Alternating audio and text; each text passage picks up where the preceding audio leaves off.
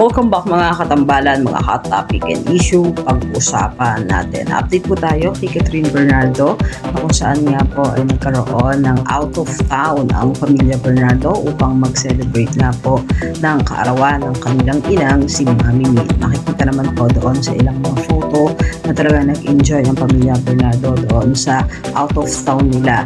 At makikita rin na naglalaro yung mga pamangkin nitong sikat doon sa buhangin. May ilang mga photo din at kulitan at mga picture na talaga namang enjoy ang pamilya Bernardo doon sa simple celebration ng birthday ni Mami Min.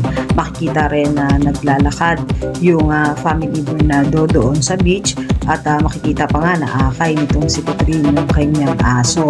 At sa post nga po ni Mami Min sa kanyang social media account ay may caption nga po ito na a simple out of town celebration for my birthday is already heartwarming. Hindi man bongga, what matter most is that once in a while kompleto at magkakasama ang buong pamilya.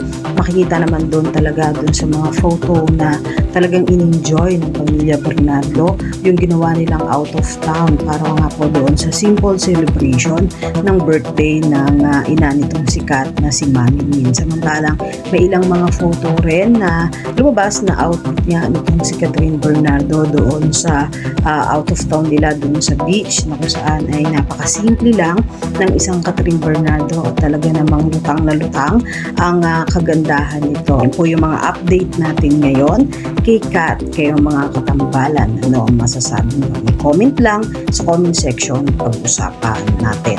Yan ang mga hot topic and issue dito lamang sa Tambalang JK.